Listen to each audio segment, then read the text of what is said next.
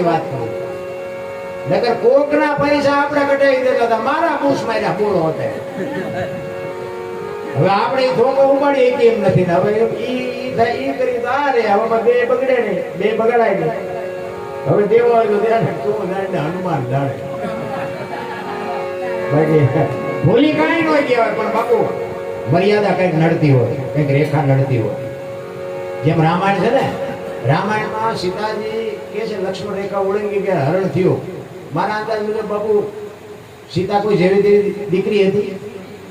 રાવણ માથે બાપુ દ્રષ્ટિ પડે, રાવણ ની રાખ આ ધરતી ઉપર ન પડે, ઉડી જાય ઈ દીકરી. પણ તમને અને મને મારે બતાવો છે કે આ દુનિયામાં જે રેખા ઓળંગી જાય ને એનું આ દુનિયામાં હરણ જ થાય. પછી બાપ હોય, દીકરો હોય, માં હોય, પત્ની હોય કે વહુ હોય, જે રેખા ઓળંગી જાય એનું હરણ જ થાય. બાપુ દુનિયામાં રાવણ ખૂટી નથી રહ્યા, ગામો ગામ છે. એમ મનોરથ મરી ગયા.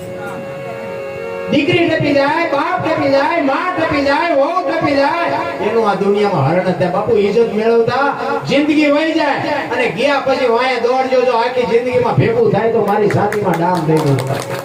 ઇજ્જત એમનામ ન મળે બાપુ. અહીંથી તમે 500 દો. આ અત્યારે ભાઈએ મને હમણાં કીધું, કાલે જ અમે તમને યાદ કરતા, મેં એમને પૈસા આપ્યા.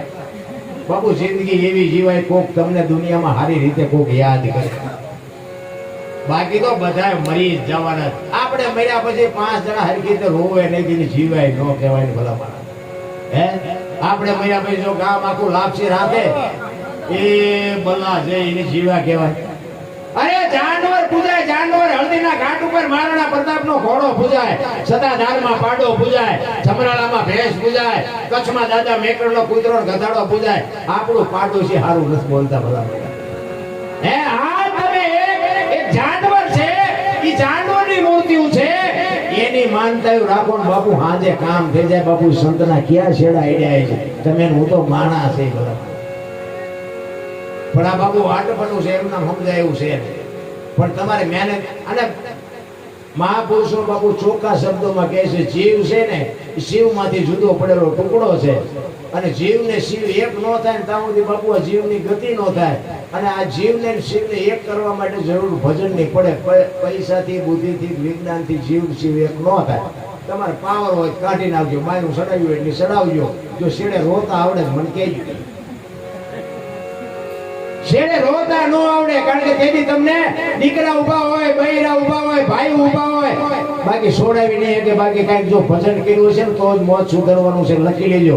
બાકી મરી તો બાપુ રામ ને કૃષ્ણ જેવાની દુનિયા છોડવી પડી છે, એમાં કઈ બહુ મોટી વાત નથી. પણ આજે આ મહાપુરુષોને આપણે ગાણા ગાઈ છે, આપણે એમ થાય મર્યા જ નથી, હજી જીવે છે. જીવન એવું જીવાય. આ દેહ ભલે પડી જાય, નામનો નાશ ન થાય, દેહનો નાશ થાય. દુનિયા કહે છે ને નામ શેનો નાશ, નામનો નાશ ન થાય કોઈ દી. નામનો નાશ થાય તો આપણે કોઈ હોય જ નહીં, કોઈ ગાણા ન ગાય. દેહનો નાશ થાય, નામનો નાશ થતો હોય છે. ખોટી વાત છે, કારણ કે બધું ડીંગો ડીંગ જ હાલે છે.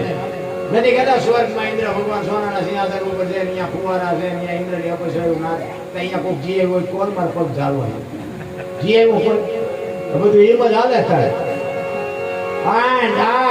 સ્વર્ગ છે બાકી કોઈ સ્વર્ગ મર્યા પછી બાપુ કોઈનો કાગળ આવ્યો, આપણા બાપ દાદા આપણી પેઢી હોય છે. બટા કેમ છો, કેમ ને આ હું સુખી સુખ દુઃખી સુખ, તમે સુખી સુખ દુઃખી સુખ. બાપુ કોઈથી કોઈનો ફોન આવ્યો, કોઈની ટપાલ આવી, કાંઈ છે આ છે એની મજા છે. હા આ સુવાસ આવે ફટ ને ફટ બંધ થઈ જાય, જે ભગવાન લાઈટ હોય છે સમજી લેવાનું. આ ચાવી ફરી રમકડા મોકલ્યા છે, ચાવી ખૂટ્યો છોકરું રમકડા નાખી બસ એટલી જ વાત છે. મારા જેમ કે 2-2.5 કિલોનો હોય, 80-80 વર્ષ 100 વર્ષ જીવે, મરી જાય, શમશાનમાં હળગાવી નાખો, લખ્યા ભેળી કરી જોકો 2-2.5 કિલો થાય. જય ભગવાન, કાંઈ જાય તે લાંબુ. પાછા બધા વાતો કરે, હારે ક્યાં લઈ જવું, હારે તારે કોઈ ભૂખ્યા રોટલો જ દો, હારે નથી લઈ જવું, ઘર તો ભર્યા, માંગણા આવે તો ડેલી વાટી કરો છો, હારે નથી લઈ જવું એ તમે કોને કહો છો? અરે હું તો કહું છું કે ગરીબ માણસો જે છે ને એની પાસે મારા બાપ કોક દીક થોડું જે તમને ઈશ્વર અપાવે ને, કારણ કે બાપુ છે ગરીબી નથી એવું નથી, તો આપણી પાસે ભગવાને આપ્યું છે એટલે આપણને ખબર નથી. બાકી હાવ જે ઝૂંપડામાં રહે, ધરતીને પાથરે, આકાશને ઓઢે છે, કોઈ બાપુ હગવું નથી, વાલું નથી, કોઈ નોકરી ધંધા નથી, ભીખ માગીને જે ખાય છે ને એને જો ઈશ્વર બાપુ તમને અપાવે ને તો અહીંયા કંઈ 5 કિલો 10 કિલો અનાજ કે 1 કિલો તેલ આપી આવો ને બાપુ, એના જે આશીર્વાદ અડી જાય ને આ દુનિયામાં બાપુ કોઈ તાકાત નથી કોઈ રોકે એટલે તમારી બીમારીને બાપુ ઈશ્વરને કાઢી નાખી જરૂર એની છે.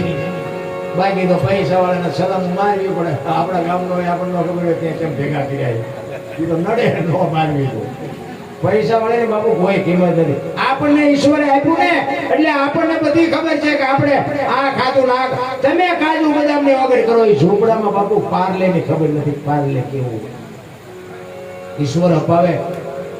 હું તો એમ કહું છું કે દુનિયામાં હું તમે જો થોડું થોડું એને દેતા હતા દુનિયાની ગરીબી વહી જાય બધા.